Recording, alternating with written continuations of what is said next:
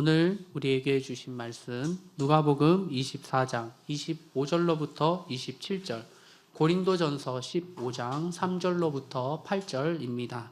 함께 봉독하겠습니다.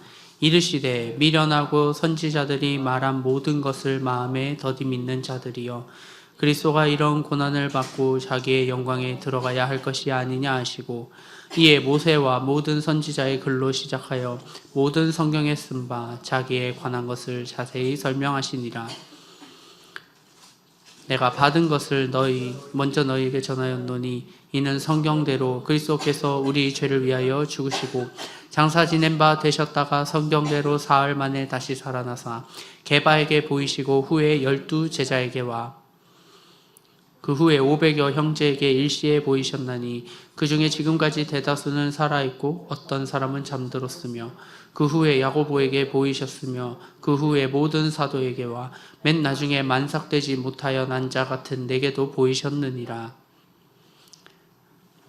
예언되고 성취된 부활라는 제목으로 전도사님 나오셔서 말씀 전해 주시겠습니다. 감사합니다, 주님. 우리에게 부활의 기쁨을 주시며 참으로 감사드립니다. 또 이 좋은 날 좋은 계절 주시고 아버지 우리 은혜의 전에 함께 모여 주님 찬양과 경배와 입술의 고백을 드릴 수 있게 해주심에도 감사드립니다. 하나님 오직 주님 진리와 은혜로 함께하여 주시옵소서. 짧은 시간 주님의 말씀으로 귀한 은혜의 시간을 가질 때 주님 함께하셔서 주께서 우리에게 주신 새 생명과 산 소망의 기쁨을 한껏 누릴 수 있게 하여 주시옵소서. 감사하며 예수 그리스도 이름으로 기도합나이다. 아멘. 감사하신 주님. 오늘 부활절인데 여러분 아침부터 지금까지 오후까지 참 날씨도 참으로 좋은데 여러분들 개인적으로는 또 고생도 하네요. 근데 너무 은혜가 넘쳐서 보는 사람은 참 좋은데 함께하는 사람은 참 좋은데 여러분들이 육체적으로는 좀 힘들죠. 아침부터 아침에 출근이래. 교회 나오면서 보니까 집 앞에 벚꽃이 너무 활짝 폈더라고요. 그죠? 저는 올해 금년에는 벚꽃을 제가 처음 보는 것 같아요. 맨날 아침에 나가고 저녁에 들어가고 하니까 벚꽃을 구경할 시간이 없었는데 그 이전에 피었는지는 모르겠는데 오늘은 정말 확 폈더라고요. 그래서 부활절에 맞춰서 벚꽃도 피는 건지 잘 모르겠는데 너무 그 꽃을 보는 순간 너무 행복하고 또 그렇게 해서 여러분 와가지고 여러분 함께 찬양하는 것만 해도 너무 행복하고 너무 좋아요. 여러분 얼굴로 보는 것만 해도 기쁜데 찬양을 하면서 느끼는 그 감동과 그 은혜는 더 커서 제가 여러분들한테 뭐라고 말해야 될지, 뭐라고 감사의 마음을 표해야 될지 잘 모르겠어요. 그것이 말씀을 전하는 것으로서 잘 화답될 수 있으면 좋겠는데 이 말씀은 또 이게 좀 재주가 필요하잖아요. 근데 이 재주가 없는 사람이 되려니까 잘 안 되는 것 같아요. 그래도 우리가 은혜로 함께하면 되는 거니까 여러분 같이 잠시 시간을 갖도록 하겠습니다. 오늘은 여러분 부활절이어서 예언되고 성취된 부활이라는 제목으로 여러분과 같이 한번 시간을 가져봤으면 좋겠어요. 저도 그 신앙생활을 이제 40년 넘게 하고 있잖아요. 여러분 물론이고 신앙생활하면서 가장 근본적으로 제기된 의문 그리고 문제 그리고 해결할 수 없는 내가 대답할 수 없는 문제들이 있죠. 뭐 몇 가지가 있는데 특히 우리 기독교가 가지고 있는 고유한 질문, 의제 같은 것들이 있죠. 기독교는 철학이나 도덕이 아니잖아요, 그죠? 대부분의 다른 종교들은 어떤 일정한 철학적 기반이나 도덕 체계 위에 서에 있는데 기독교는 절대로 철학도 아니고 도덕도 아니고 단순한 종교도 아니라는 거죠. 우리 기독교의 믿음의 기본에는 우리가 상상할 수 없는 어떤 역사적 사건이 기반이 되어 있다고 하는 거죠. 그걸 우리는 흔히 십자가의 사건이라고 얘기를 합니다. 이 십자가의 사건과 같은 이런 사건은 다른 종교에서는 존재하지 않죠. 그런데 그 십자가의 사건이라고 하는 것이 단지 예수께서 십자가에 못 박혀 죽으셨다 이것만을 의미하는 것이 아니고 거기서 다시 부활하셨다는 것이 포함되어 있다는 겁니다. 그래서 십자가와 거기에 수반되어지는 부활 이와 같은 것들을 포함하고 있는 믿음 체계가 우리 기독교의 믿음 체계죠. 그래서 다른 종교 또는 다른 도덕 체계, 다른 철학하고는 도저히 비교할 수도 없고 견져서 비교할 수가 없는 문제다. 그러면 우리는 그 기반에 해당되는 이 부활의 문제에 관해서 사람들이 제기될 때 당신은 부활을 믿습니까? 부활이 있다고 한다면 그 부활은 우리 신앙에 있어서 어떤 의미가 있습니까? 하는 두 가지 문제를 항상 부딪혀야 됩니다. 부활이 있습니까? 라고 말했을 때 부활이 실제로 역사적으로 실제했습니까? 당신은 믿습니까? 라고 할 때 여러분들은 어떻게 대답할 수 있을까요? 사실은 많은 신앙인들도 선뜻 대답하기가 쉽지 않아요. 왜냐하면 교회에서 부활은 있었다라고 얘기를 하고 부활신앙인 기독교의 기초다라고 얘기를 하니까 그렇다라고 대답할 수는 있지만은 정작 그것이 내 몸속에 내 뼈와 살 속에 그 부활에 대한 믿음이 과연 그대로 간직해 있는가? 이건 또 다른 차원의 문제입니다. 사도 바울 고린도전서 15장 17절 18절에 보면 사도 바울 사도 뭐라고 얘기했냐면은 그리스도께서 다시 살아나지 않았으면은 너희 믿음도 헛되고 너희가 여전히 죄 가운데 있을 것이다. 또한 그리스도 안에서 잠자던 자도 다 망한 것이다 라고 얘기를 했습니다. 고린도전서 15장 17절 18절이죠. 이 말씀은 그리스도께서 다시 살아나지 않았다면 여러분의 믿음이 헛되다는 얘기예요. 바울사도 직접적으로 얘기를 하는 겁니다. 바울사도의 이 말은 당시에 이건 고린도전서 얘기, 당시 고린도 교인들 중에서 예수의 부활이 과연 맞느냐, 있느냐 이 문제를 가지고 논하는 사람들이 그만큼 많았다는 거죠. 고린도전서는 고린도에 있는 교인들이 가지고 있는 영적 문제와 실질적인 여러 가지 문제들, 혼인 문제, 그다음에 제사의 문제, 우상에 넘겨진 재물을 먹을 것이냐 등 여러 가지 문제들을 가지고 고린도 교인들이 혼란을 겪고 있다 그래가지고 바울 사도가 그 문제들에 대해서 하나하나씩 대답하면서 작성한 서명이죠. 그래서 디모데를 통해 가지고 고린도에 보낸 서명입니다. 바울 사도 고린도전서 15장에 부활에 관한 얘기를 하고 있다는 얘기는 그만큼 고린도에 있는 교인들이 부활에 대한 의심을 하고 있었다는 것의 반증이죠. 그렇죠? 그래서 바울 사도에게 도대체 부활을 우리가 어떻게 믿을 수 있는지 교인들을 설득할 수 있는 어떤 믿음 체계나 어떤 말씀을 좀 해달라고 해가지고 고린도 교인들에게 보내는 서신에다가 부활에 관한 얘기를 했어요. 그리스도께서 다시 살아나지 않았다면 다시 한번 부활이라고 하는 걸 여러분이 믿지 않는다면 여러분의 믿음은 헛되다라고 바울은 얘기하는 겁니다. 많은 사람들이 예수를 믿을 수 있다. 예수의 십자가는 역사적 사실이니까. 근데 예수가 다시 살아나셨다는 거? 그건 너무 과장된 거 아닌가?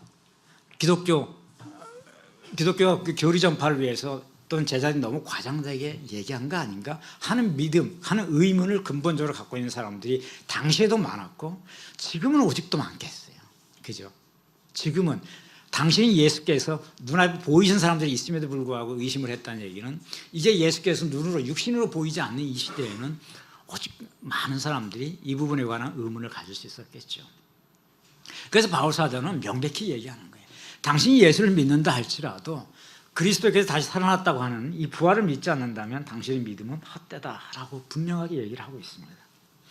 믿음이 헛되다는 얘기는 예수께서 그 십자가로 우리 죄를 사셨다고 하는 것 그 자체도 거짓이 될 것이다. 그러니 여전히 우리는 율법이 죄 안에 그대로 갇혀져 있는 것이다. 그리고 예수의 그 믿음을 믿고 죽은 사람들의 믿음도 헛되니 그들로 다 망한 것이다. 이런 얘기를 고린도전서 15장 17절, 16절, 18절에서 쓰고 있는 거죠. 자, 여러분 부활은 과연 역사적으로 실제하는 것인가? 당연히 존재했죠. 그죠?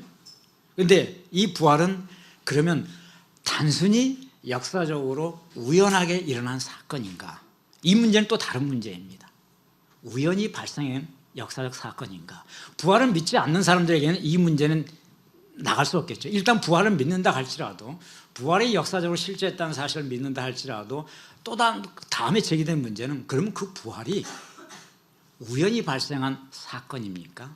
아니면은 하나님의 계획 속에서 하나님의 시간소에 의해서 반드시 이루어지리라고 하는 사건이 성취된 것인가? 이 문제는 훨씬 더 어렵고 높은 차원의 문제입니다. 그 다음에 이 문제가 정리되고 난 다음에 드디어 부활이 그렇다면 그 부활에 관한 나의 믿음이 나의 신앙과 우리 믿음 체계에서는 과연 어떤 의미를 가지고 있다고 하나님이 선언하시는가? 여기까지가 우리가 이해해야 될, 부활의 문제를 가지고 이해해야 될 문제이다. 우선 결론을 먼저 얘기하면은 부활은 단순히 발생한 역사적 사건이 아니다는 거죠. 우연히 초자연적인 기적에 의해서 행해졌던 역사적 사건이 아니고 오래전부터 수천 년 전부터 성경에 기록되고 성경에 예언이 되었고 하나님 시간대의 것이 성취가 되었고 그 성취된 것이 무엇을 의미한다는 말씀까지 주어졌던 하나님의 사건이었다 라고 하는 겁니다. 하나님이 부활이라고 하는 사건은 오래전부터 계획됐고 그것이 그분이 지정한 시간대에 이루어졌고 그 이루어진 것이 우리 믿음 체계 안에서 무엇을 의미한다고 하는 것을 하나님이 공적으로 선언한 사건이 바로 부활이다 라고 하는 것이 결론입니다. 자, 이 결론을 우리가 어떻게 고증해 나갈 것이냐는 문제죠. 먼저 바울 사도는 오늘 누가복음 24장 25절 27절 오늘 읽었던 우리 성경 본문에 이렇게 되어 있죠. 미련하고 선지자들이 말한 모든 것을 너희 마음에 더디 믿는 자들아 하면서 예수께서 말씀하고 있어요. 이 말씀은 지금 예수님께서 부활하신 다음에 예루살렘에서 서쪽에 있는 엠마오라고 하는 조그만 마을로 걸어가는, 예수님이 아니고 제자들이 걸어가고 있는 도중에 예수님이 나타나신 거예요. 두 제자 앞에 나타나셨는데 그 두 제자가 누구인지는 성경에 기록은 안 하고 있습니다. 누구라고? 11제자 중에 2명이라고만 기록하고 있고 그들이 대화를 하면서 갑자기 어떤 분이 딱 나타나니까 그 어디서 오시는 길이요? 나 예루살렘에서 가는 길입니다 라고 얘기하겠죠. 아, 그러면은 당신이 예루살렘에서 있었던 놀라운 사건을 아시느냐 라고 이렇게 대화가 됐을 거예요. 무슨 일이 있었느냐? 예루살렘에 어떤 선지자가 오셨는데 그 선지자가 엊그제 십자가에서 죽으셨다. 못 박혀 죽었다. 그는 죄가 없으셨다. 많은 사람들이 그가 죄가 없다는 것을 알고 있다. 그런데 놀라운 거는 그분이 죽은 날 어떤 사건이 있었고 죽은 다음에 그분의 시체가 들어있는 무덤이 비어있더라. 사람들이 소동하기 시작했다. 그런데 더 놀라운 거는 그 무덤이 비어있는데 그 빈 무덤을 본 사람 앞에 그분이 육신의 모습으로 나타났다고 하는 사건이 지금 예루살렘에서 벌어졌다라고 얘기를 하고 있었던 겁니다. 그 얘기를 듣고 예수께서 이렇게 하신 대답이 지금 이 대답이죠. 미련하고 선지자들이 말한 모든 것을 마음에 더듬 있는 자, 제자들이 일단 질타하는 거예요. 바보들아, 너희들이 지금까지 공부하고 너희들이 얘기했던 거, 그 구약에 있는 것들이 실현되는 것을 왜 의심하느냐, 이런 말씀을 먼저 하고 계신 거죠. 그리스도가 이런 고난을 받고 자기 영광에 들어가야 할 것이 아니냐. 예수께서는 지금 너희들이 얘기하는 그 사건, 십자가에 있었던 사건, 무덤이 비어 있었던 사건, 많은 사람한테 육신으로 나타나서 많은 사람들이 제자들이 깜짝 놀랐던 사건, 이 사건은 도저히 우리 믿을 수 없다고 하면 너희 가고 있는데 이것이 성경에 기록되어 있고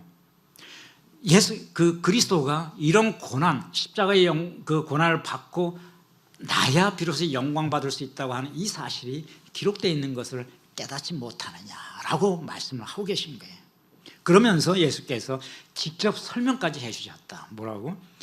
이에 모세와 모든 선지자의 글로 시작하여 성경에 쓰여진 자기에 관한 얘기를 자세히 설명하시니라. 이렇게 누가복음 24장 27절에 기록하고 있습니다. 누가복음에는 예수께서 모세와 선지자의 글에 쓰여진 자기에 관한 거를 어떻게 설명했는지는 기록하고 있지는 않죠. 누가가 직접적으로 듣지는 못했으니까 아마 누가의 전승에는 누가가 들어서 진술한 건 있지만 누가복음 자체에는 예수께서 그거를 설명하셨다는 것까지만 지금 기록이 되어 있습니다. 무엇을 설명하셨을까요? 이거는 이제 우리가 믿음으로 하나씩 더듬고 추론해 나가야 할 사항들이죠. 성경이 분명히 예수께서 설명하셨다고 하고 있어요. 모세와 모든 선지자의 글로 설명하고 계시다. 모세와 모든 선지자의 글은 무엇을 의미합니까? 이거는 히브리인들, 유대인들이 자기들이 성경, 우리가 보통 구약이라고 하는 거죠. 당시에는 아직 신약이 존재하지 않던 시기잖아요, 그죠? 예수님이 이제 막 십자가에 죽으시고 승천하시는 시점이기 때문에 아직 신약 기록은 이로부터도 물경 30년이 지난 다음에야 신약의 기록이 나오기 시작하는데, 이때의 기록은 전부 구약밖에 없던 시절이죠. 성경이라면 구약을 말하는 겁니다. 모세와 모든 선지자의 글은 히브리인들이 관행적으로 자기들이 성경을 얘기할 때 쓰는 표현입니다. 모세는 모세 율법을 상징하는 말이고, 토라라고 우리가 얘기하잖아요. 그 창세기에서 신명기, 민수기를 포함하고 있는 토라. 그리고 선지자의 글이라고 하는 것은 유대인들이 토라를 제외한 나머지 성경을 네빔, 게투빔 이렇게 얘기하는데, 느빔이라고 하는 것은 선지서라고 한 말이고, 게투빔 이거는 히브리어로 성문서를 얘기하는 건데, 히브리인들은 역사서라는 개념이 없어요. 우리 구약은 우리는 모세오경, 역사서, 예언서, 시가서 뭐 이렇게 구별하잖아요, 그죠? 근데 이거는 현대적인 교회가 세워진 뒤에 성경이 채택된 다음에 학자들에 의해 가지고 우리가 성경을 이렇게 분류한다 해서 분류한 기법이고, 예수님이 계실 때 유대인들은 그런 개념이 없었어요.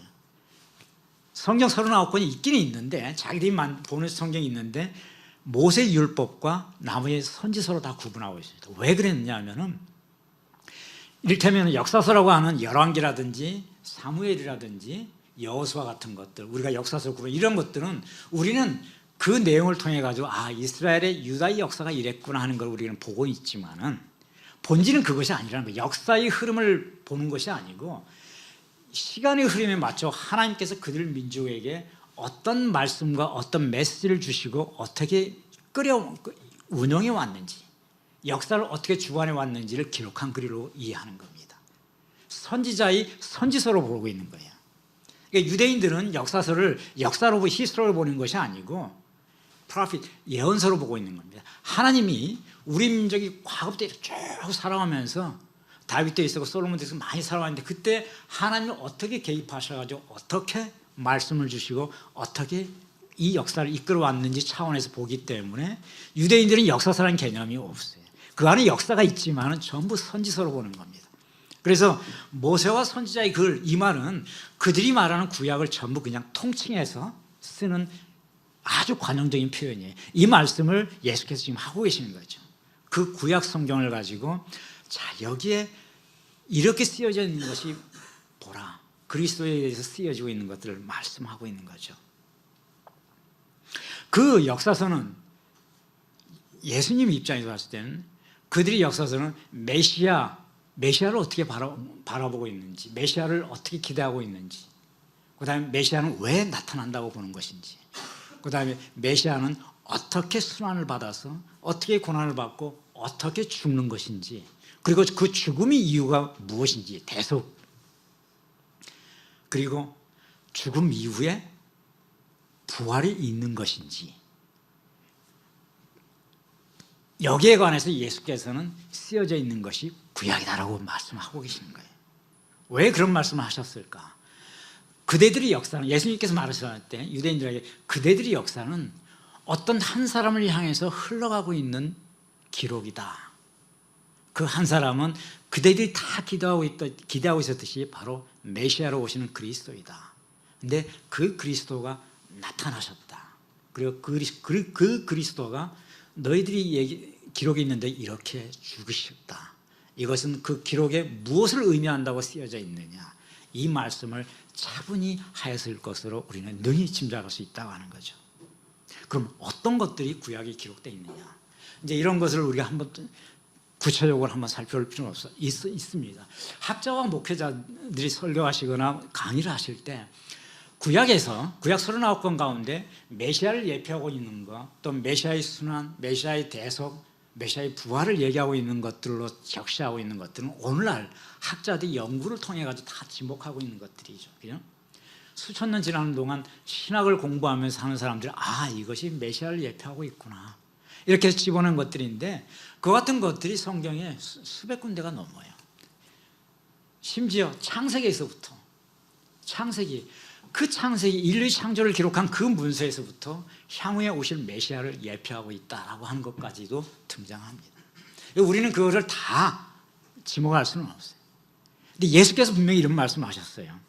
누가복음 24장 44절에는 뭐라고 이렇게 하셨냐면 예수님께서 제자들에게 이미 이때는 누가복음 24장 44절은 예수께서 이제 다시 11 제자에게 다시 엠마오 제자와 헤어진 다음에 예루살렘에서 이 제자들이 다시 나타나셔가지고 제자들에게 내 손과 발을 만져보라고 하시는 시점입니다. 그래서 그 제자들이 보고 그래도 믿지 않으니까 먹을 것이 없느냐, 누가복음 24장 보면 생선 한 접시가 있다 그래서 그 생선을 직접 먹어 드시는 모습을 보여주시는 거예요.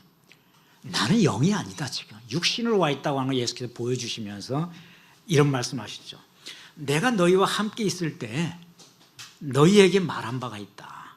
모세의 율법과 선지자의 글과 그리고 시편에 나를 가리켜 기록된 그 모든 것이 이루어져야 하리라고 하는 말이 바로 지금 이것이다 라고 얘기를 하십니다. 누가복음 24장 44절에 예수께서 직접 자기 몸을 다 만져보게 하신 다음에 제자들이 놀라고 육신이 많네, 그 생선까지 드셨으니까 사람이 많네. 그 놀란 제자들 앞에 모세의 율법, 선지자의 글, 그 다음에 시편, 예수께서 이 세 가지를 얘기하셨어요. 이 세 가지에 기록된 것들이 바로 지금 이 시점에 이것을 얘기하고 있는 것을 깨달아라 이렇게 얘기를 하십니다.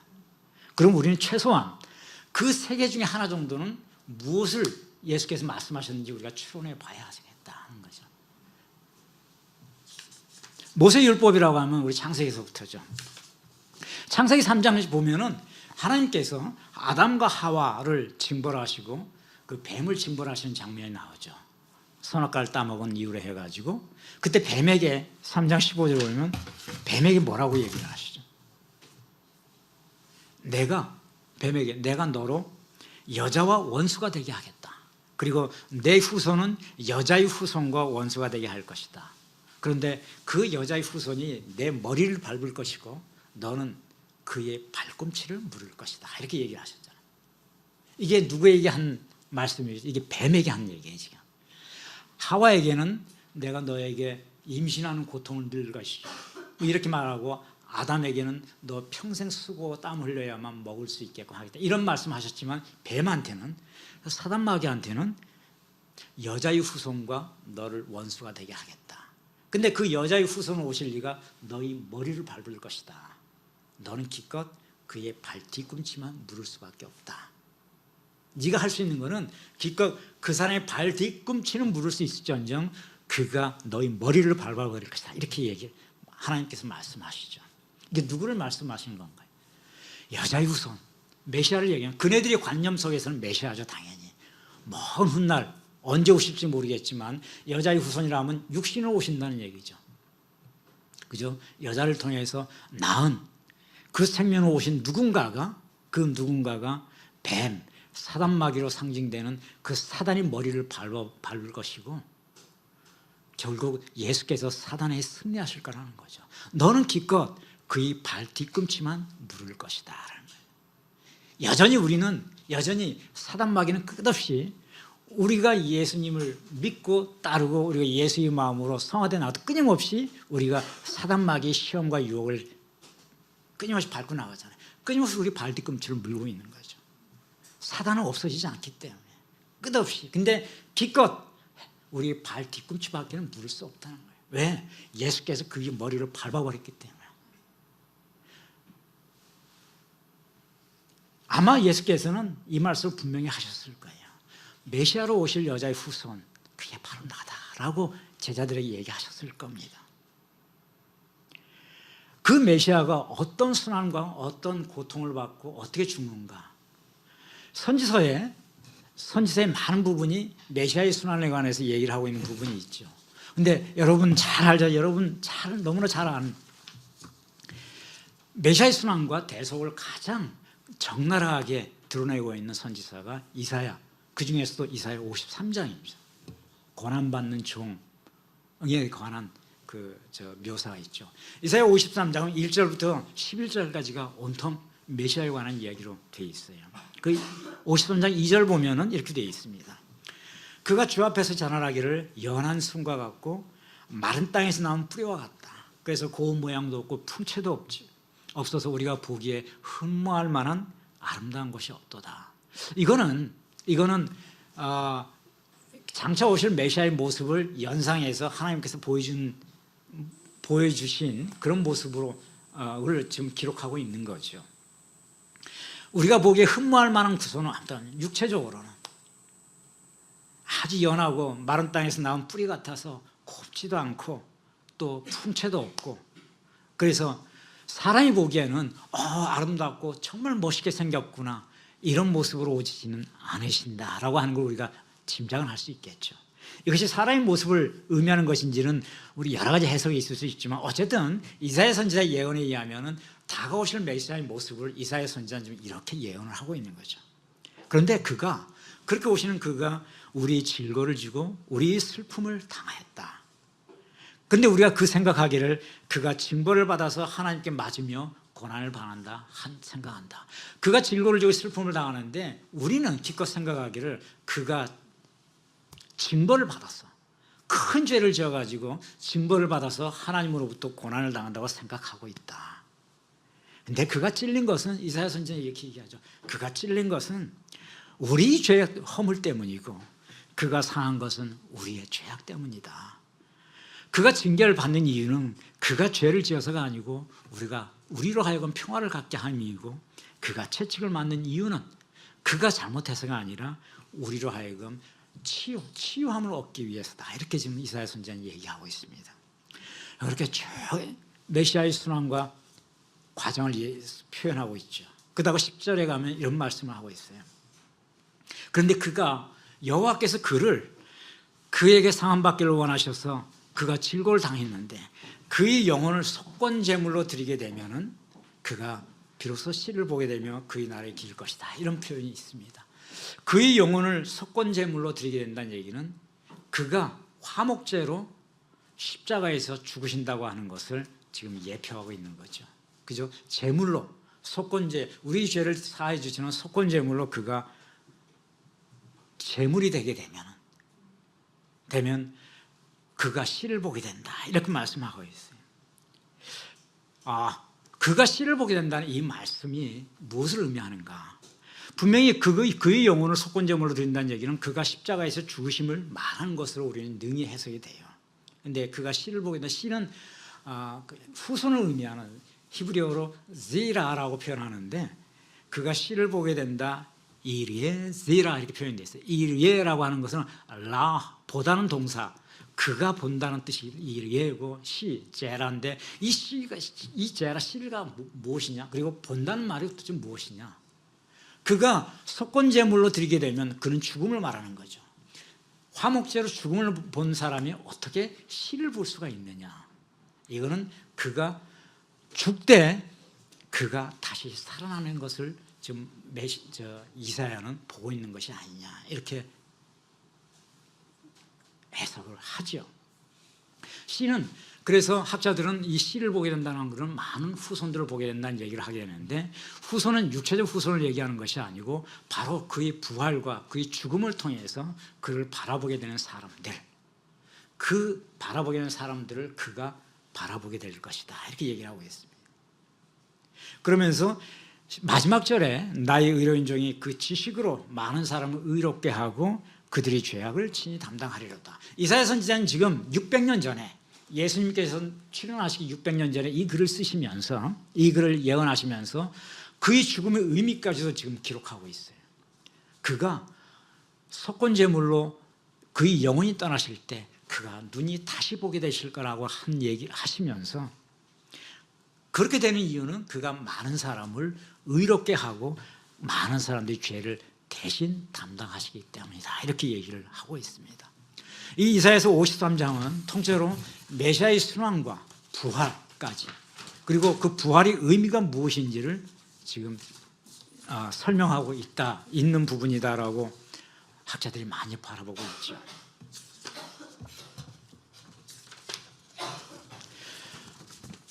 예수께서 모세와 선지자의 글을, 그리고 시편을 가리켜서 얘기를 하셨다고 되어 있잖아요.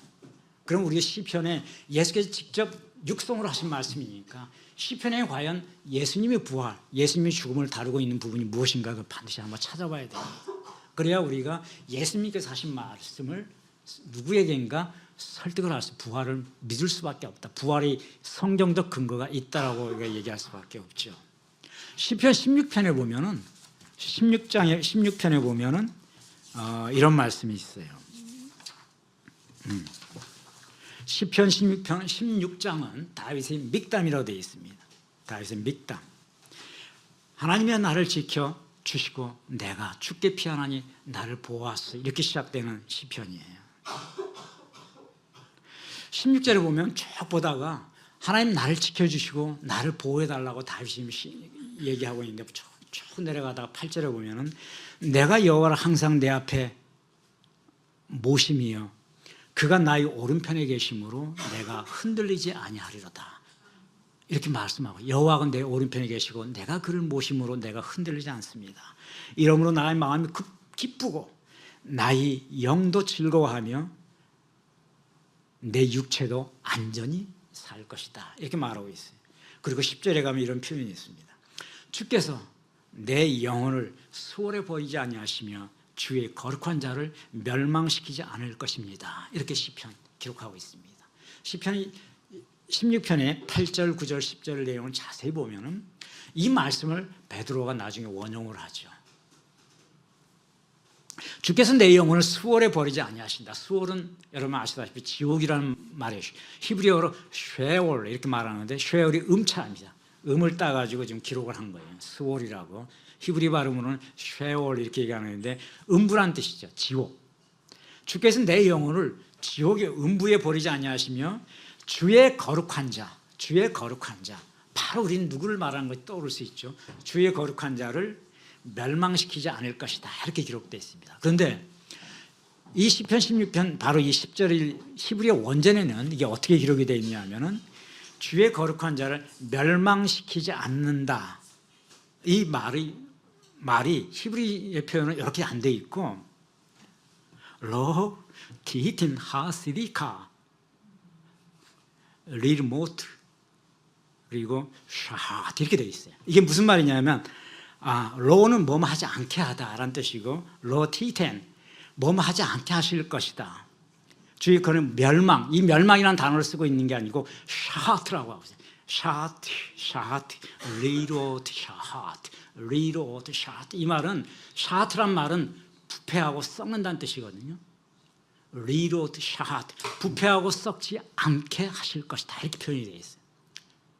원전에는. 근데 우리 성경에는 이거를 이제 표현을 주의 거룩한 자를 멸망시키지 않으실 것 이렇게 표현했는데 원전 히브리 원전에 보니까 직역을 하면 주의 거룩한 자를 샤하트 썩지 않게 하실 것이다, 이렇게 되어 있어요. 썩지 않게 하실 것이다. 그래서 베드로가 사도행전 2장 31절 32절에 보면 베드로가 성령을 받은 오순절 성령을 받고 바로 예루살렘 성전에서 모여있는 사람들에게 일어나서 우리가 성령을 받았다면서 설교하실 때 주께서 우리 영혼을 음부에 버리지 아니하시고 주의 거룩한 자를 썩음을 당하지 않게 하시겠다고 한 말이 오늘 이루어졌도다, 이렇게 선언하고 있죠. 사도행전 2장 31절 32절 그의 육신이 썩음을 당하지 아니하시리라 우리가 지금 이 일의 증인이로다, 이렇게 베드로가 말하고 있어요. 베드로는 히브리어 그대로 지금 말하고 있는 겁니다. 자기들 언어로 우리가 그의 육신, 거룩한 자의 육신이 썩음을 당하지 않게 하시리로다 라고 얘기하면서 바로 이 일이 일어났고 이 일이 우리가 지금 증인입니다, 이렇게 선언하고 있죠. 사도행전 2장 31절 32절은 바로 베드로가 오순절 성령 강림 이후에 같이 모이는 사람들 앞에서 성령이 충만해가지고 오늘 우리가 비로소 성령을 받았습니다, 예수의 부활을 보았고 예수의 육신을 보았고 그 일에 우리가 증인입니다 하면서 지금 설교하고 있는 장면이에요. 거기에 32절에 그의 육신이 썩지 아니한 것을 우리가 보았고 우리가 이 일의 증인입니다 라고 얘기하고 있어요. 베드로가 말한 그의 육신이 썩지 아니한 것을 보았다, 이 말은 시편 16편의 10절을 그대로 인용해서 지금 말하고 있습니다. 왜냐하면 베드로의 설교 중에는 지금 제가 16편 10절만 지금 사도행전 31절만 인용을 했지만 그 앞에 보면은 시편 16장 8절 9절까지 다 인용을 하고 있어요, 베드로가. 그러니까 베드로는 지금 시편을 인용하고 하면서 설교를 하고 있는 것이 틀림없죠. 그 시편에 멸망시키지 않겠다고 하는 그 표현을 베드로는 그의 육신을 썩지 아니하게 하실 것이다라고 직접 해석을 하고 있고, 이것이 이루어졌으면 우리가 지금 이 자리에서 증인입니다라고 지금 베드로가 선을 하고 있는 겁니다. 바로 이 시편 16편을 예수님께서 누가복음 24장 44절에 예수님께서 바로 모세의 율법과 선지자의 글과 시편에서 오늘 일어나리라고 예언된 이 일이 일어났다고 하는 것을 너희가 보지 않았느냐, 이렇게 지금 말씀하고 계신 거죠, 제자들한테.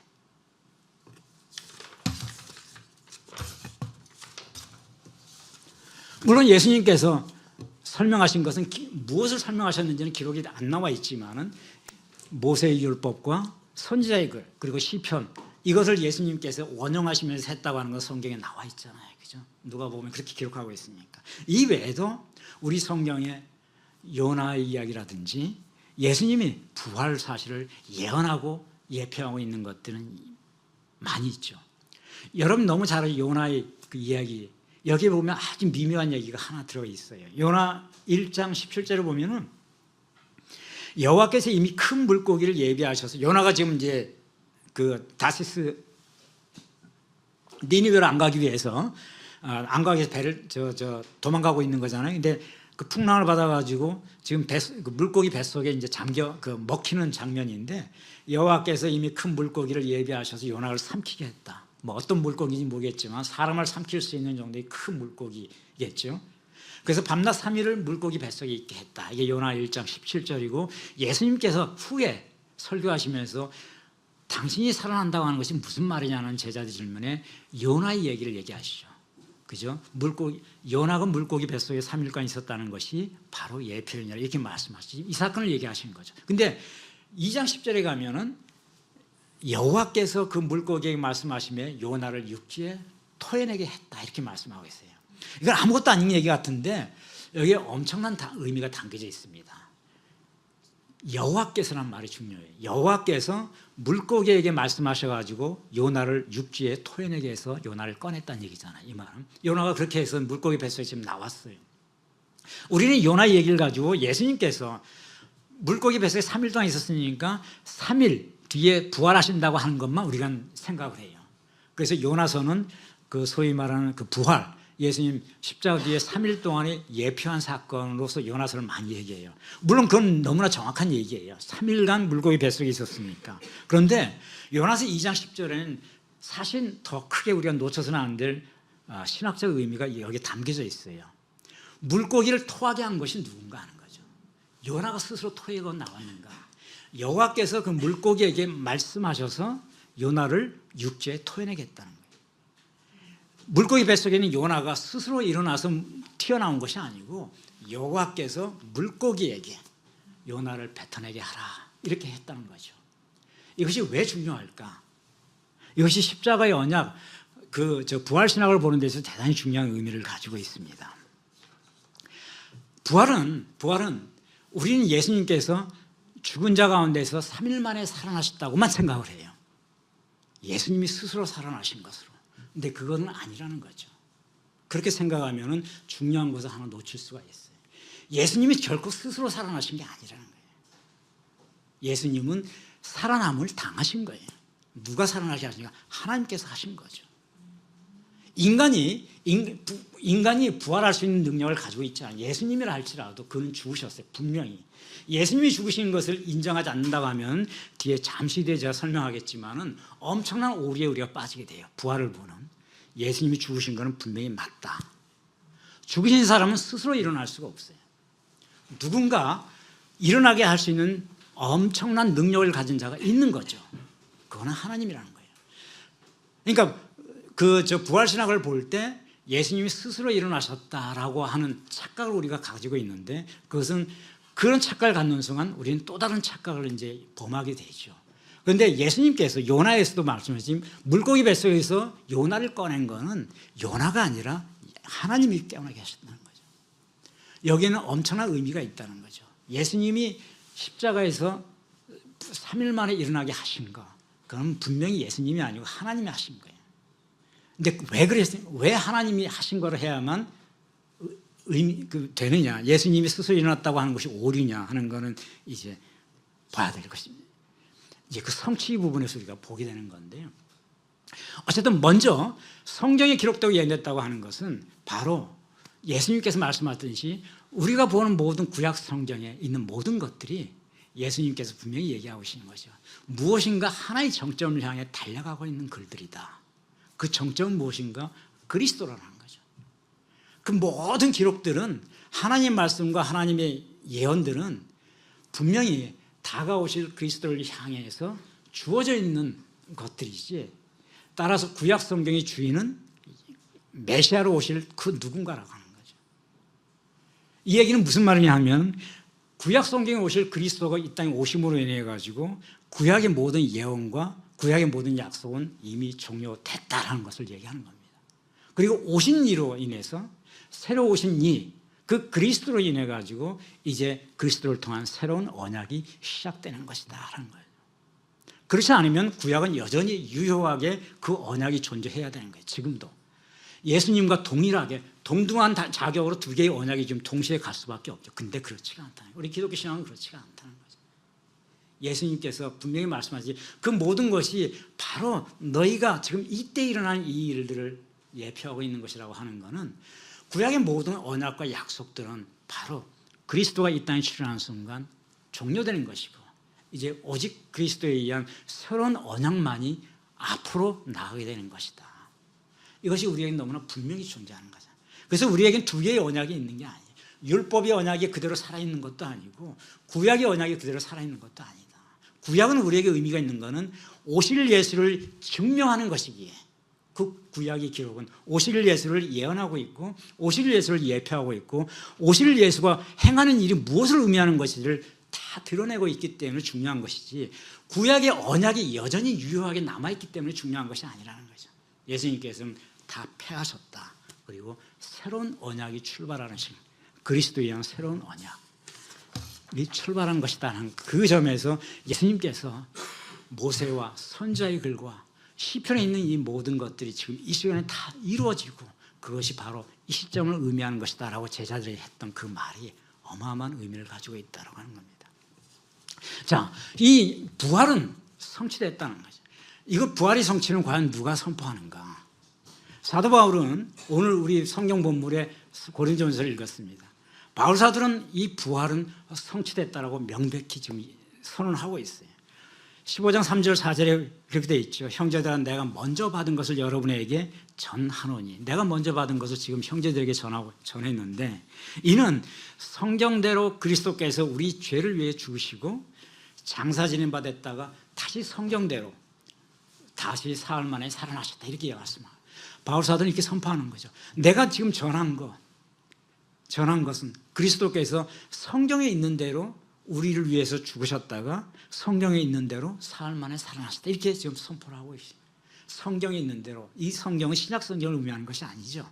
바울 사도 지금 얘기할 때는 우리가 가지고 있던 율법, 구약 성경들이죠. 가지고 이 성경대로 그대로 오셔가지고 죽은 자를 위해 장사졌고 장사된 다음에 그 성경에 있는 그대로 가다다스 그라파스라고 좀 쓰고 있어요. 그라파스라는 말은 기록이라는 뜻이거든요. 그라파.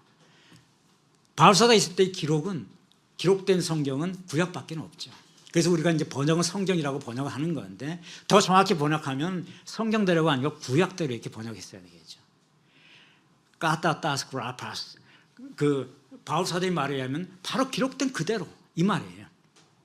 기록된 그대로 그분이 오셔가지고 기록된 그대로 죽으셨고 장사된 반에 장사 지낸 바 됐다가 성경대로 기록된 그대로 사흘 만에 살아나셔가지고 게바에게 보이시고 야고보에게 보이시고 500명 앞에 보이시고 나중에는 나같이 하찮은 사도 중에 제일 작은 자 나에게도 보이셨다, 이렇게 지금 바울 사도 얘기하고 있어요.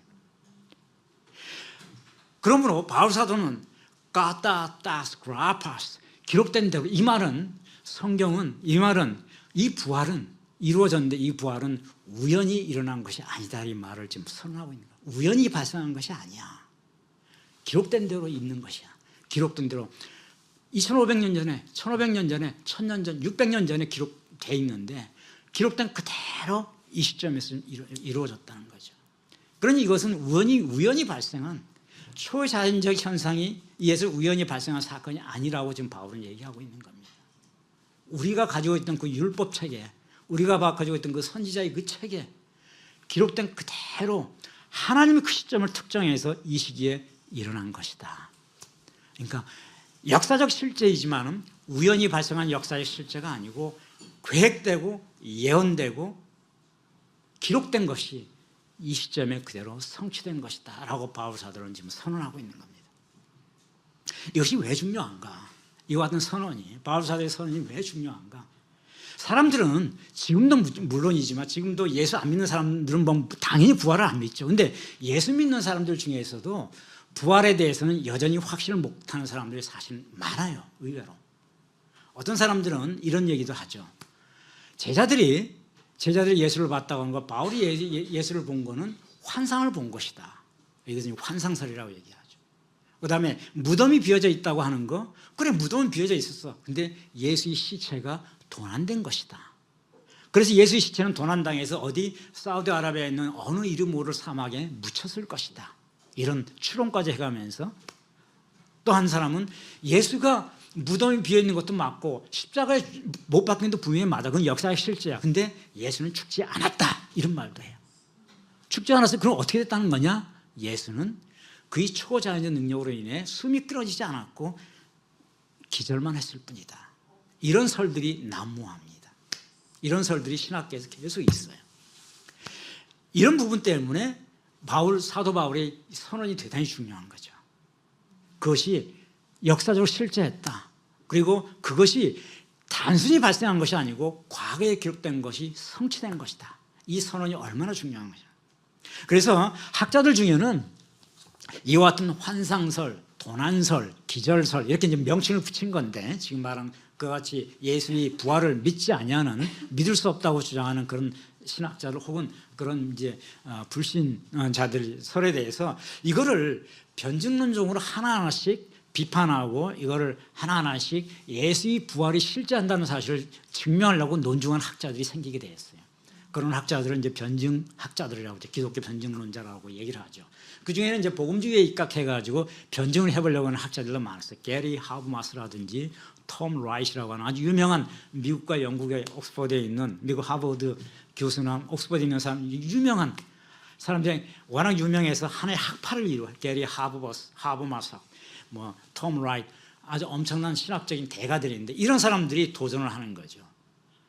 예수의 부활을 내가 논리적으로 증명해 보겠다라는 식으로. 그거를 이제 신학 학문이니까 그걸 변증법 이런 식으로 이제 명칭을 붙여가지고.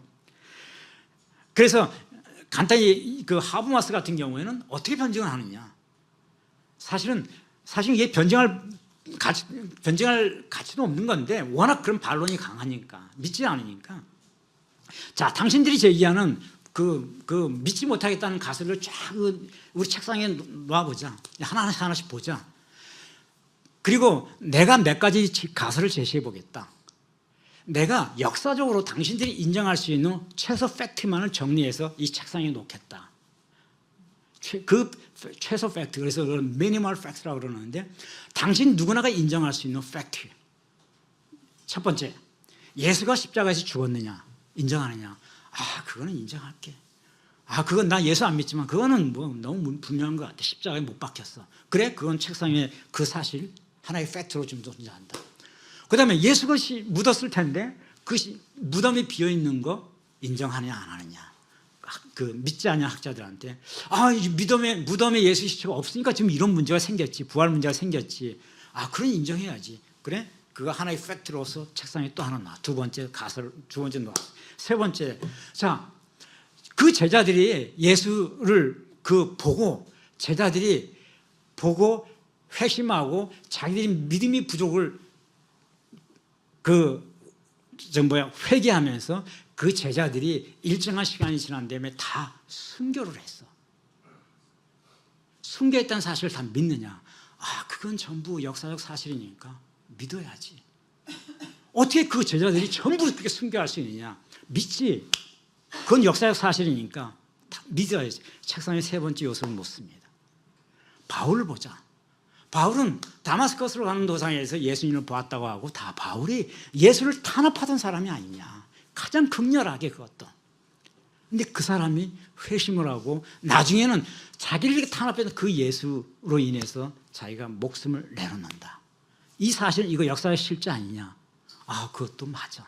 뭐 틀림없이 그거는 뭐 실제로 존재한 사실이니까 그럼 책상에 올려놓았어. 이거 역사 당신들도 인정하는 최소 팩트 올려놔. 야고보 예수의 형 야고보 얘기하는 예수의 동생 야고보 처음에는 형을 의심했다. 아이 저 사람이 무슨 우리 형인데 저 사람이 무슨 하나님의 아들이야. 처음에 의심했다. 근데 야고보가 나중에 어떻게 됐느냐? 나중에 예루살렘 총회에서 유대인들 이방인 믿음을 가진 그 예수의 부활을 믿는 믿음을 가진 헬라인들이 그 믿음이 옳다고 하기 위해서 유대인들을 설득한다. 자기가 직접 총회 의장이 돼가지고 총회하면서 자 우리 율법이 맞는 건 맞지만 그 중에서 목매달아 죽은 음식은 먹지 말자는 거. 그다음에 피가 흘린 채로 고기를 먹지 말자는 거. 그다음에 우상 숭배하지 말자는 거. 이 세 가지만 이방인들이 이 세 가지만 지켜준다면은 예수를 믿는 그 이방인들의 믿음이 맞는 거 아니냐. 우리 교리를 바꿔야 되는 거 아니냐. 율법을. 철저한 율법주의자였던 그가 그의 믿음 체계를 바꿨다. 무엇으로 인해? 그가 자기 형이었던 사람이 어떻게 죽고 살아서 그 육신 앞에 나타나고 그가 했던 걸 봤기 때문에. 그거 맞느냐? 아, 그것도 기록이 되어 있으니까 맞지. 그럼 5가지가 지금 책상에 놓여지. 팩트가. 십자가에 못 박혔다. 무덤이 비어 있다. 제자들이 어떻게 다 순교했느냐? 사도 바울이 어떻게 회심해서 순교했느냐? 야고보는 어떻게 변할 수 있느냐? 그 철저한 율법주의자, 자기 형이 하나님의 아들이 아니라고 했던 그 사람이 이렇게 변할 수 있는가? 이 5가지를 당신들이 제시한 환상설, 도난설, 기절설로 한꺼번에 설명해 보라. 아무도 설명이 안 된다는 거예요. 환상설, 예수의 환상을 봤다고 하는 사람들 500명이 앞에 나타나. 예수께서 제자들 베드로 앞에 나타나고 야고보 앞에 나타나고 요한 앞에 나타나는 것은 환상으로 보였을 수가 있다. 그런데 500명의 제자들 앞에서 500명의 백성들 앞에서 나타나고 물고기를 직접 먹고 보여주시기 위해서 내가 육신이 있다는 걸 보여주기 위해서 내 창자리를 만져보라고 했고 내 살과 피, 나는 지금 살과 피를 가진 육신이다라고 하면서 제자들을 만졌던 그것을 믿는다면은 그가 그 500명의 동시에 나는 환상을 보아서 하는 것이 가능한 일이냐. 환상설을 주장하는 학자들조차 그래 그건 가능하지가 않아. 한두 명은 환상을 볼 수 있지만 그건 분명히 실체를 가진 육신을 봤기 때문에 가능한 거야. 그렇게 배척합니다. 도난설, 예수의 시체를 도난됐다. 그리고 어딘가에 묻혔을 것이다. 그 가설은 예수의 무덤이 비어있다는 거 하나를 가지고 추론은 가능할 수 있지만 나머지 이 최소 팩트를 가지고 설명이 가능한 것이냐. 그것도 그러네. 무덤이 비어있는 거 하나는 설명할 수 있겠죠. 혹시라도 누가 가지고 도망쳐서 딴 데 가서 묻었을 수 있으니까. 근데 나머지 가설들, 지금 내가 5가지 팩트를 놨다. 최소 팩트를 놨다. 이것을 그 도난설로 설명할 수가 있느냐. 설명이 안 돼 도저히. 그 다음에 기절설, 예수께서 잠시 기절했다가 무덤에서 일어나셨다. 이거는 의학적으로 불가능하다. 왜? 십자가형은 질식시키는 형입니다. 십자가형은 다른 형이 아니라 사람을 십자가에 못 박혀 십자가에서 세워놓게 되면 사람이 죽는 게 어떻게 죽느냐 하면은 심장과 폐가 눌림을 당하죠. 수직으로 떠 있으니까 중력에 의해서 눌림을 당하면서 폐를 압박시키는 겁니다. 그 눌림에 의해 폐가 서서히 눌려서 호흡을 못하게 해서 죽는 거죠. 근데 십자가형은 질식시키는 형이에요. 이게 사람의 목숨을 한꺼번에 끊기 위해서 참수형 같은 걸 하는 거는 아무런 고통 없이 죽지만은 십자가로 해서 고통이 따릅니다. 질식되는 그 순간. 근데 사람이 질식으로 해서 죽는데 걸리는 시간이 3시간이 걸릴 수 있느냐? 아무도 1분을 의학성으로 사람이 숨을 안 쉬고 버틸 수 있는 시간이 1분을 넘길 수가 없다. 근데 예수께서는 무려 3시간을 60부터 시작해서 90까지 3시간을 십자가에 위해서 계셨다. 이건 의학적으로 불가능하다. 기절설이라고 하는 거는. 예수는 분명히 죽으셨다. 그러므로 이 변증론자들의 논쟁은 뭐냐면 예수의 그 죽음을, 예수의 부활을 논리적으로 설명할 수 없기 때문에 부활을 믿지 아니하는 사람이 내놓는 그 가설들을 하나씩 논박해 나가는 겁니다. 무엇을 가지고? 모두가 인정하는 최소 팩트를 가지고 이 최소 팩트를 모두가 인정할 수 있는 가설이 있으면 내가 양보하겠다 이거죠. 근데 지금까지 나온 가설들이 이 최소 팩트, 이 팩트들을 충족시키는 가설이 존재하지 않는다는 거죠.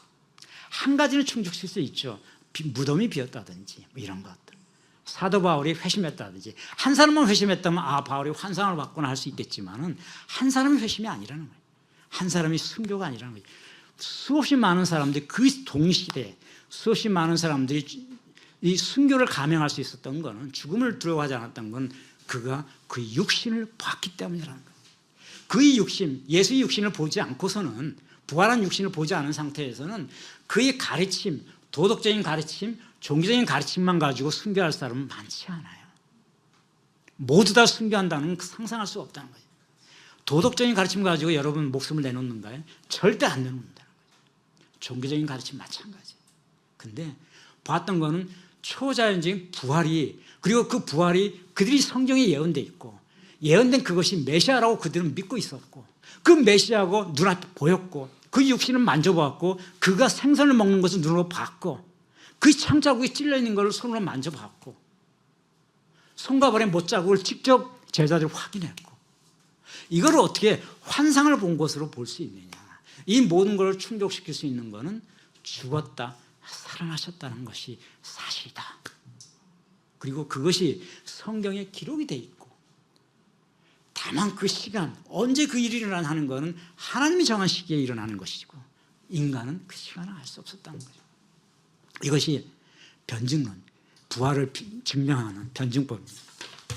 톰 라이트도 마찬가지 방법으로, 근데 톰 라이트는 제가 시간이 없어서 다 설명할 수 없겠지만은 논증하는 방법만 다르다. 하버마스는 팩트를 가지고 있고, 톰 라이트는 역사적, 서사적 관점에서 소위 역사적 정서를 통찰한다는 관점에서 새롭게 바꿔보자라는 식으로 했는데, 이런 거는 우리가 신학 시간이 아니기 때문에 그런 것들이 뭐 있어 나중에 여러분이 기회를 보면 충분히 공부할 수 있는 것들이에요. 자, 그래서 오늘 우리 얘기 주제는 뭐냐면 부활, 우리가 믿는 부활, 그 부활이 성경에 분명히 기록이 돼 있다. 그리고 그거는 불과 몇십 년 전의 기록이 아니라 창세기서부터 기록이 돼 있고, 이사야서에 가서 기록이 돼 있고, 이사야뿐만 아니라 다른 모든 선지자, 그리고 역사서, 우리가 역사서를 보지만은 그들이 보는 선지서에 다 기록이 돼 있고, 예수님께서 직접 조목조목 시편을 지목하셨고, 선지자의 글과 모세율법을 직접 지목하시면서 제자들에게 설명하셨다라고 누가복음에 기록이 돼 있다. 그러니 그 부활을 우리가 어떻게 단순히 우연히 일어난 사건이라고 볼 수 있느냐? 절대 아니라는 거죠. 부활은 우연이 아니다. 부활을 믿는 사람도 우연히 초자연적 기적은 있는 거니 우연히 있을 수 있지, 이런 생각을 할 수가 있잖아요.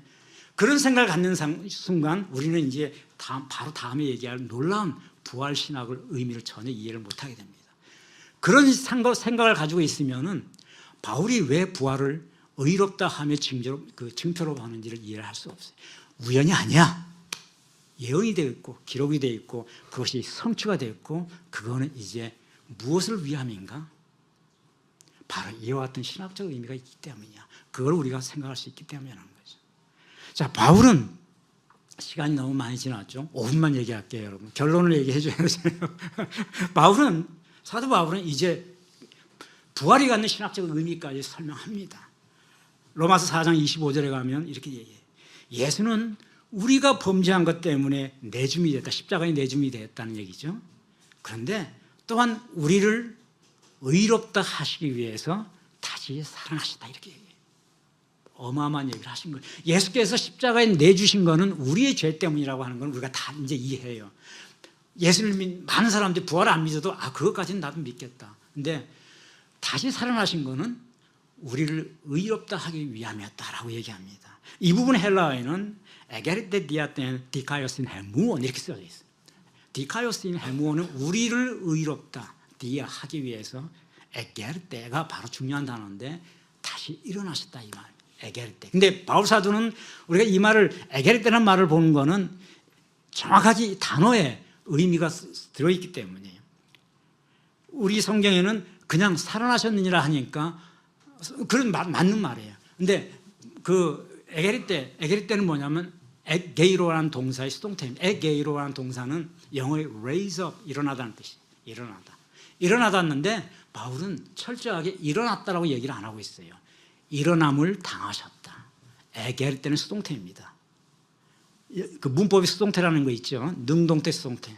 에게이로는 내가 일어났다는 뜻이고, 바울은 에게르테 디아텐디 가요시네 부원, 우리를 의롭다 하기 위해서 일어남을 일으켜 세우시셨다. 누군가 일으켜 세운 분이 있다는 얘기죠. 수동태로 쓰고 있어요. 그리고 바울은 오늘 우리 본문에 읽었던 15장 그 5절, 6절, 7절에 게바에게 보이시고, 사도 바울이 나에게까지 보이시고, 500명에게 보이시고, 야곱에게 보이시고, 이 보이셨다는 말이 어프테인데, 호라우라는 단어가 있어. 보다. 호라운 단어의 수동태 보이다는 말이 어프테입니다. 어프테, 수동태형으로 철저하게 쓰고 있어요. 보이셨다. 바울은 분명히 거기에 어떤 의미를 함축에 쓰고 있어요. 그가 일으킴을 세우셨다. 일으킴을 당하신 거죠. 누구에 의해서인가? 하나님에 의해서. 그리고 그가 우리 눈에 보이심을 입히셨다. 그가 우리를 보게 한 것이 아니고 보이심을 입었다는 얘기죠. 바울이 이렇게 수동태의 의미로 쓴 것은 바로 이제 마틴 루터가 이걸 가지고 큰 깨달음을 얻게 됩니다. 부활은 예수의 능력이 아니라 하나님께서 이렇게 세우셨다는 거죠. 그걸 얘기하는 거예요. 이게 왜 이게 무슨 의미가 있느냐? 예수가 자기 능력이 일어섰다 한다면 그는 죽은 것이 아니었다는 얘기가 되기 때문인 거예요. 죽었다 분명히. 그렇기 때문에 죽은 자는 일어날 수가 없는 거죠. 죽은 자를 일으키시는 것은 하나님이신데 거기에 의미가 있다는 얘기를 하시는 거죠.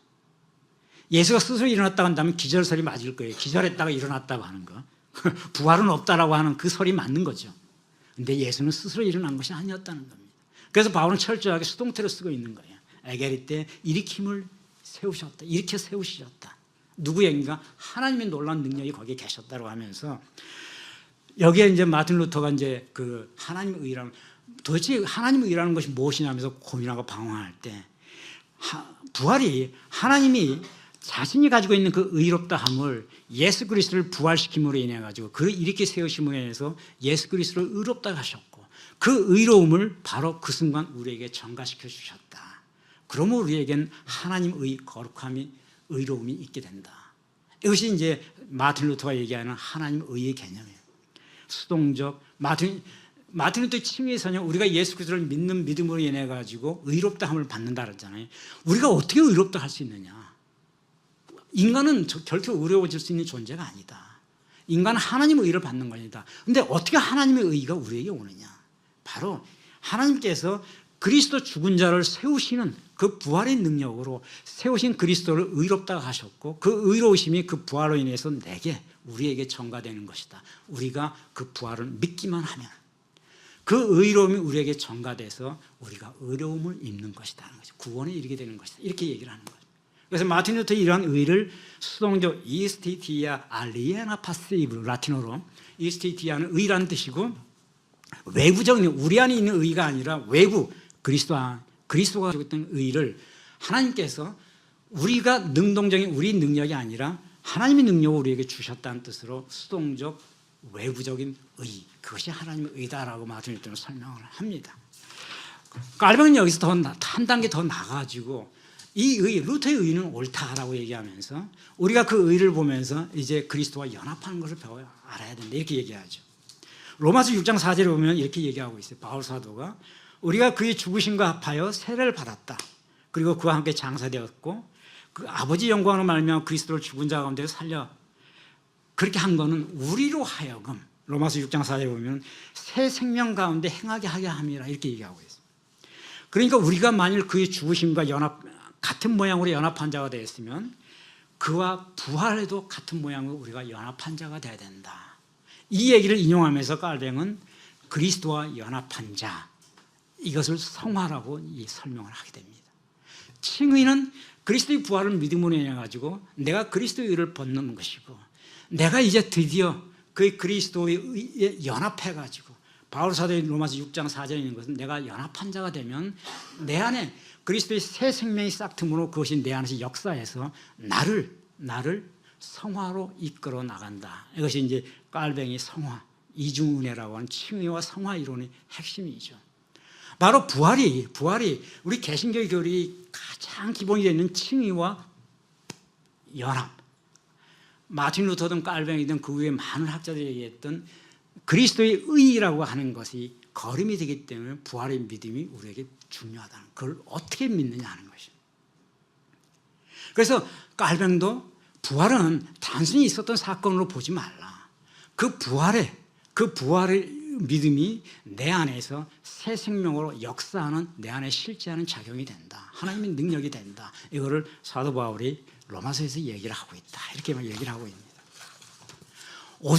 너무나 많은 사람들이 부활에 관해서 비판을 하고 내가 예수는 믿지만 부활은 못 믿겠어 하는 사람도 많고 특히 타종교에서 더더욱 부활은 그냥 가짜야 라고 하는 사람이 워낙 많아요. 그래서 그거를 논리적으로 변증하고자 하는 기독 신학자들도 많죠. 그런데 칼바르트 같은 사람들은 그것이 아무 쓸데가 없다라고 얘기합니다.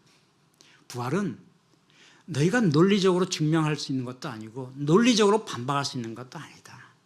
인간이 증명할 수 있는 사건이 아니라 하나님이 자기 스스로를 직접 계시한 사건이다. 그렇게 생각하라 이거죠. 그러니까 논리로서 무엇을 설명을 하지 말고 하나님이 왜 자기 스스로를 부활을 통해서 계시했는지 그 의미를 받아들여라. 그래서 그 사도 바울이 부활이 갖는 의미는 바로 하나님이 우리를 의롭다 하신 것, 그리고 그 부활에 우리가 연합함으로 인해서 비로소 부활의 힘이 우리 안에서 새 생명으로 나를 변화시키는 성화시키는 능력으로 작용한다고 하는 이걸 받아들이면 된다라고 얘기하는 거죠. 자, 이제 결론 내겠습니다. 사도 바울이 부활을 설명하면서 고린도전서에서 다시 살아나셨다, 그리고 의롭게 되셨다 이렇게 할 때 전부 그 완료시를 썼다 그랬죠. 에게르테 이런 거는 부활은 과거에 있었던 사건으로 덮지 말라는 겁니다.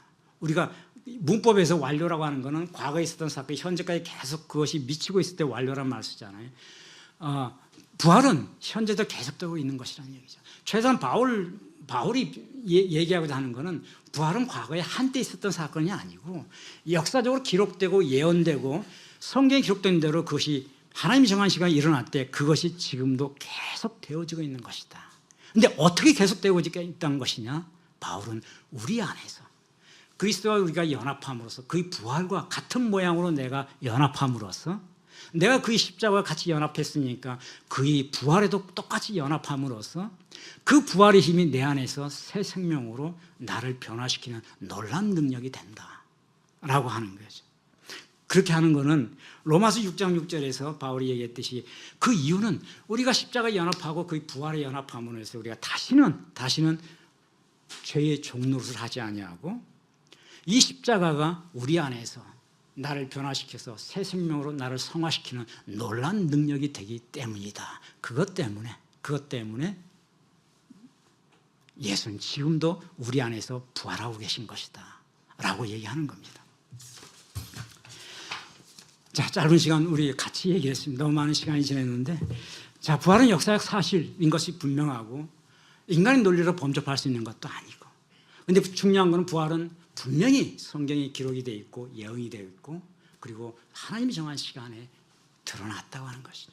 그리고 드러난 부활은 지금도 계속 되어져 있는 것이다. 지금은 어떻게 우리 안에서 새로운 생명으로 역사됨으로써 계속 되어지고 있다는 사실을 우리 모두가 이해하고 그 부활의 능력이, 그 부활을 믿는 그 믿음이 이 안에서 바로 우리의 의가 되고 우리의 의, 하나님이 거룩한 의가 우리 안에 지금 부활의 힘에 의해서 왔듯이 의가 되고 새 생명이 된다고 하는 것을 하나님이 선언한 사건이다.